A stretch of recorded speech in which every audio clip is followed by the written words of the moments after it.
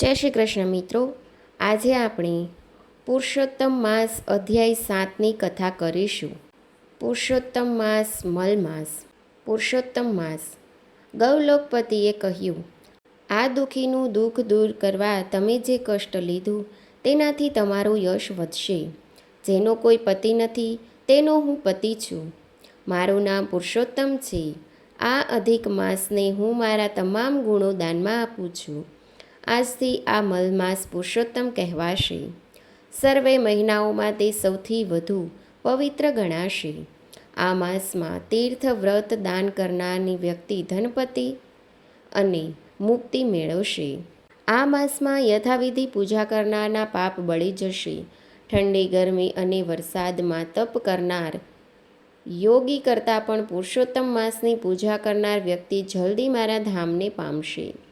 આ માસમાં જે વ્રત કરશે તે બધા અનંત ફળ પામશે.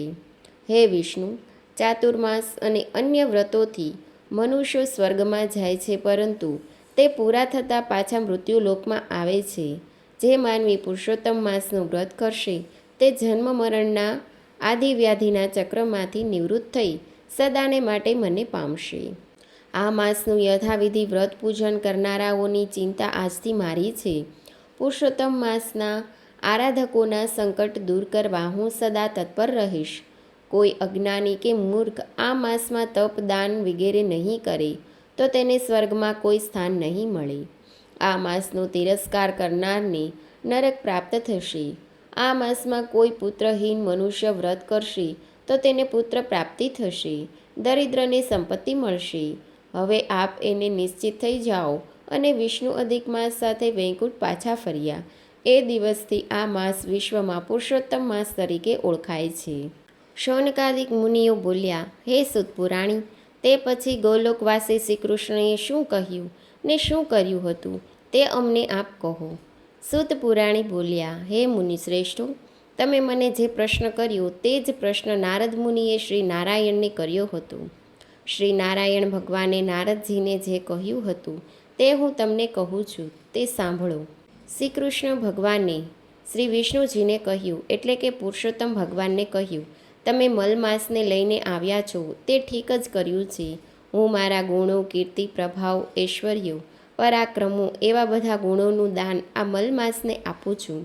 તેમજ લોકમાં તથા વેદમાં મારું પુરુષોત્તમ નામ જાણીતું છે. હું આ મલમાસને તે નામ વિધાન આપું છું. તેનો સ્વામી હું છું. મારી સમાનતા પામી આ મલમાસ બીજા બધા મહિનાઓમાં શ્રેષ્ઠ થશે. વળી તે જગતમાં પૂજ્ય તથા વંદન લાયક થશે. આની જે પૂજા કરશે તે સર્વ દારિદ્ર્યમાંથી મુક્ત થશે. આ માસમાં તીર્થ વ્રત અને દાન કરનાર અઢળક ધનના માલિક બનશે અને મુક્તિ મેળવશે. જે કોઈ આ માસની યથાવિધિ પૂજા કરશે તેના પાપો બળીને ભસ્મ થઈ જશે. યોગી લોકો સંયમમાં રહી તપ કરી ઘણું સહન કરે છે, છતાં તેઓ મારા આ ધામને પામી શકતા નથી. પરંતુ જે આ પુરુષોત્તમ માસની પૂજા અને વ્રત કરશે તે જન્મ મરણના ભયથી મુક્ત અને આધિવ્યાધિ તથા ગટપણથી ઘેરાયેલા સંસારને ફરી કદી પામતો નથી. તે મારું પરમ ધામ પામે છે. આ માસનું અધિષ્ઠાતા આજથી હું થાઉં છું અને તેની પ્રતિષ્ઠા આપું છું. તેનું નામ પણ પુરુષોત્તમ માસ આપું છું. તેના ભક્તોની ચિંતા રાત દિવસ હું જ કરવાનો છું. તેમના અપરાધો હું માફી બક્ષીશ. બધા કરતાં આ ભક્તો મને વધુ પ્રિય હશે.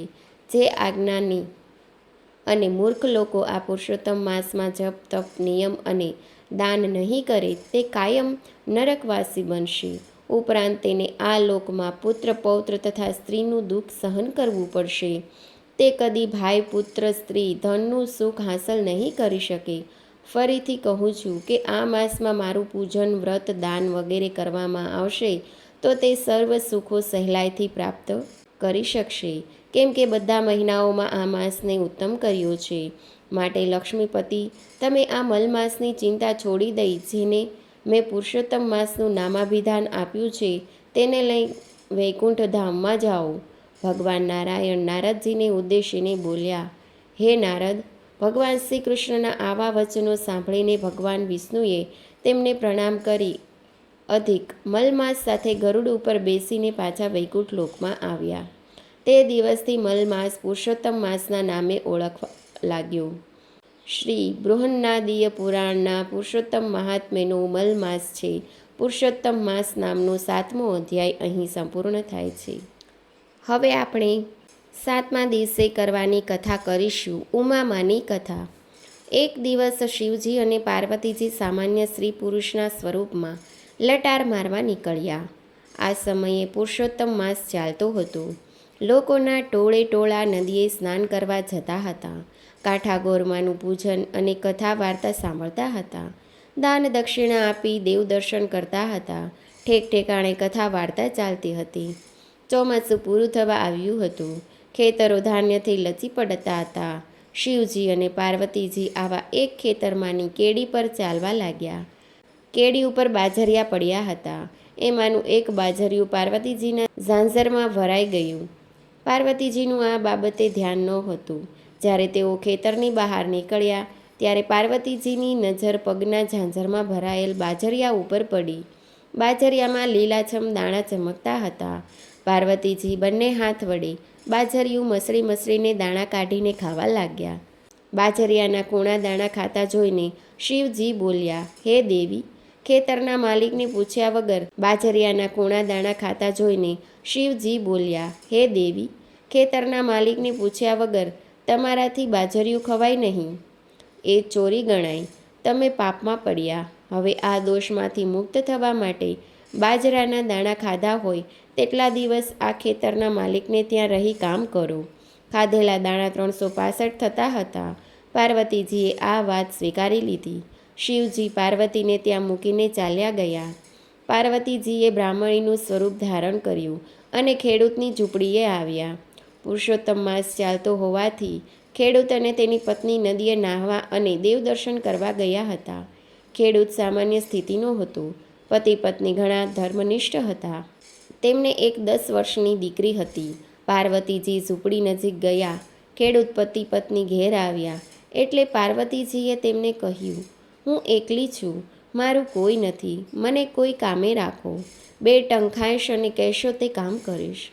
ખેડૂત દયાળુ હતું. તેણે કહ્યું, બહેન, તમારે ખુશીથી રહો, ખાવાની ખોટ નથી, પણ તમારું નામ જણાવો.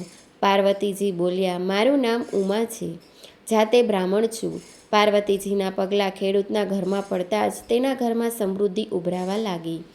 10 ગણો પાક થયો. ઉપરાંત ગામ પણ સુખી થયું. રોગ બીમારી શોક સંતાપ ગયા. ખેડૂતના કુટુંબ સાથે તે એટલા બધા હળીમળી ગયા કે બધા તેમને ઉમામાં કહેતા.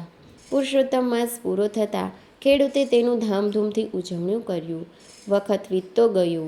પાર્વતીજી આનંદને પ્રેમથી બધું કામ કરે, રાંધીને બધાને જમાડે. આમ કરતાં 300 દિવસ પૂરા થયા. એક દિવસ ગામના લોકો ભેગા થયા. કાશીની જાત્રા કરવા સંઘ કાઢવાનું નક્કી કર્યું. ખેડૂત અને તેની પત્નીને પણ સંઘમાં જવાની ઈચ્છા હતી, પણ દીકરી 10 વર્ષની હોવાથી ઘર કોણ સંભાળે તેની મૂંઝવણમાં પડ્યા. ઉમામાએ ખેડૂતને આ મૂંઝવણ કળી ગયા અને પોતે તેમનું ઘર સંભાળશે તેમ કહ્યું. જેથી ખેડૂત પતિ પત્ની પણ સંઘમાં જોડાયા અને આખું ઘર ઉમામાને સોંપ્યું. વિદાય વેળાએ ઉમામાએ ખેડૂતને લાલ રંગનું કાપડું આપતા કહ્યું, ભાઈ, આ કાપડું લેતા જાઓ અને ગંગાજીમાં નાતી વખતે આ કાપડું તેમને અર્પણ કરીને કહેજો કે ઉમામાએ ભાવથી મોકલ્યું છે, માટે હાથોહાથ સ્વીકારો. એક ખેડૂત મનમાં હસ્યો, પણ ઉમામાને ખોટું ના લાગે એટલા માટે કાપડું લઈ લીધું અને પોટકામાં મૂક્યું. સંઘ તો વાજતે ગાજતે રવાના થયું. પુષ્કળ ગાડા જોડાયા. રસ્તામાં આવતા યાત્રાધામના દર્શન કરતા સંઘ કાશીએ પહોંચ્યો. આખો સંઘ ધર્મશાળામાં ઉતર્યો. સ્નાન કરી કાશી વિશ્વનાથના દર્શન કર્યા. પછી ભોજન લઈ બધા સૂઈ ગયા. બીજા દિવસે પ્રાતઃકાળે સૌ ઉઠી નિત્યકર્મથી પરવારી મણિકર્ણિકા ઘાટ પર સ્નાન કરવા ગયા. ગંગા સ્નાનનો એટલો બધો હરખ હતો કે ઉમામાનું કાપડું પોટકામાં લેવાનું જ રહી ગયું. પોટલું ધર્મશાળામાં પડ્યું રહ્યું. સ્નાન, ધ્યાન, દેવદર્શન અને દાન દક્ષિણામાં 5 દિવસ વીતી ગયા. સંઘ પાછો ફર્યો. પાછા ફરતા અડધા રસ્તે ખેડૂતને યાદ આવ્યું કે ઉમામાનું કાપડું તો પોટકામાં જ રહી ગયું છે. ખેડૂતનો જીવ બળવા લાગ્યો. એ તો ગયો સંઘપતિ પાસે અને જઈને વિનંતી કરી કે સંઘ 5 દિવસ અહીં રોકાય તો હું કાપડું ગંગામાને દેતો આવું. સંઘના આગેવાને જંગલમાં રોકાવાની ના પાડી દીધી. એટલે ખેડૂત અને તેની પત્ની એકલા પાછા કાશીએ ગયા. આ બાજુ સવાર પડતા સંઘના આગેવાને સંઘને આગળ વધવાનો આદેશ આપ્યો. રાવટીઓ સંકેલી લેવાઈ બધાએ સામાન બાંધીને ગાડામાં મૂક્યા. ગાડાવાળાઓએ બળદને ઊભા કરાવવા કોશિશ કરી, પણ બળદ ઉઠતા નથી. બળદને લાકડી વડે ઘણા મારવા છતાં બળદ ઊભા થતા નથી. આખો સંઘ મૂંઝાઈ ગયો. હવે શું કરવું? આખરે થાકીને ફરી ત્યાં જ પડાવ નખાયો. બળદ સાજા ન થાય ત્યાં સુધી આગળ વધવાનો ઉપાય નહોતો. આ બાજુ ખેડૂત અને તેની પત્ની ચાલતા ચાલતા 5 દિવસે કાશીએ પહોંચ્યા. તેઓ સીધા ગંગા ઘાટ ઉપર ગયા. પ્રથમ સ્નાન કર્યું, પછી પતિ પત્ની કેડસમા પાણીમાં જઈને ઊભા રહીને ગંગાજીને પ્રાર્થના કરી કે ઉમામાએ આ કાપડું મોકલ્યું છે, હાથોહાથ લે તો જ આપવાનું છે. ત્યાં જ ચમત્કાર થયો. જળમાંથી રત્નકંકણ પહેરેલા 2 હાથ બહાર આવ્યા અને કાપડું સ્વીકારી અદૃશ્ય થઈ ગયા. ખેડૂત અને તેની પત્ની આ જોઈ આશ્ચર્ય સાથે ગદગદિત થઈ ગયા. આજે ખેડૂતને પારખું થઈ ગયું હતું. પછી તેઓ પોતાના ગામ તરફ જવા નીકળ્યા. અધવચ્ચે જંગલમાં સંઘે પડાવ નાખેલો જોયું. તેઓને નવાઈ લાગી. તેઓ સંઘના આગેવાનને મળ્યા. આગેવાને જણાવ્યું, જે દિવસથી તમે અહીંથી ગયા છો તે દિવસથી આપણા બધા બળદો માંદા થઈ ગયા છે. તેઓને સારું થાય ત્યારે અહીંથી ઉપડાય. ખેડૂત અને તેની પત્ની બળદો પાસે ગયા. તેઓ બળદ પાસે જઈને હાથ ફેરવતા ગયા અને થોડી વારમાં બધા બળદો સાજા થઈ ગયા. આખો સંઘ ખેડૂત અને તેની પત્નીની ભક્તિના વખાણ કરવા લાગ્યો. થોડી વારમાં સંઘે પડાવ ઉઠાવ્યો. રસ્તામાં ખેડૂતે ઉમામાનું કાપડું ગંગા મૈયાએ હાથોહાથ લઈ લીધું તે જણાવ્યું. ઉમામાનું આવું સત જાણી લોકો તરે તરેની વાતો કરવા લાગ્યા. આમ કરતાં સંઘ ગામને પાદર આવ્યું. સંઘના સામૈયા થયા, ઢોલ વાગ્યા, મંગળ ગીતો ગવાયા. બધા ધૂન હરિકીર્તન કરતાં કરતાં ગામમાં પ્રવેશ્યા. 360 દિવસો પૂરા થયા હતા. હવે ફક્ત 5 દિવસ બાકી હતા. ગામના લોકોએ ગંગા મૈયાએ ઉમામાનું કાપડું જાતે આવીને સ્વીકાર્યાની વાત જાણી. ત્યારથી તેમના દર્શન કરવા ગામ લોકો ખેડૂતને ત્યાં આવતા. આમ 3-4 દિવસ નીકળી ગયા. છેલ્લો દિવસ બાકી હતો. છેલ્લા દિવસે ઉમામા બોલ્યા, બહેન, આજે હું ભાઈનું ભાત ખેતરમાં દેવા જઈશ. કોઈ દિવસ ગઈ નથી. આજે તો ખેતર જવું છે. ઉમામા ભાત લઈને ખેતરે ગયા.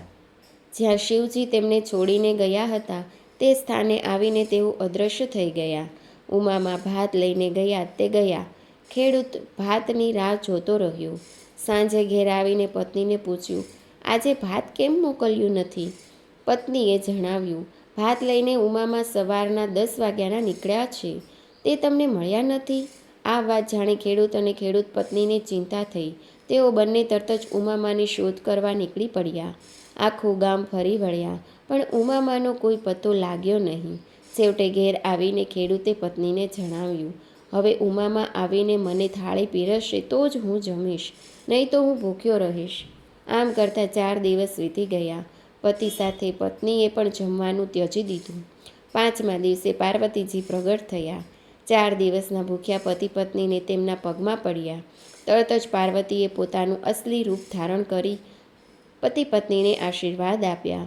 આશીર્વાદ આપીને પાર્વતીજી જવા લાગ્યા. ત્યારે ખેડૂતની પુત્રીની વિનંતીથી તેને ભાઈ મળશે તેવા આશીર્વાદ આપ્યા. આશીર્વાદના બળે ખેડૂત પત્નીએ 9મે માસે પુત્રને જન્મ આપ્યો. પવિત્ર પગલાં જો પડે પાવન થાય ઘરબાર, સફળ થાય અવતાર, સુખ સંપત્તિ સર્વ મળે. બોલો પુરુષોત્તમ ભગવાનની જય. જય શ્રી કૃષ્ણ મિત્રો. વિડીયો ગમે તો ચેનલને લાઈક કરજો, શેર કરજો અને સબસ્ક્રાઈબ કરવાનું ભૂલતા નહીં. Thanks for watching.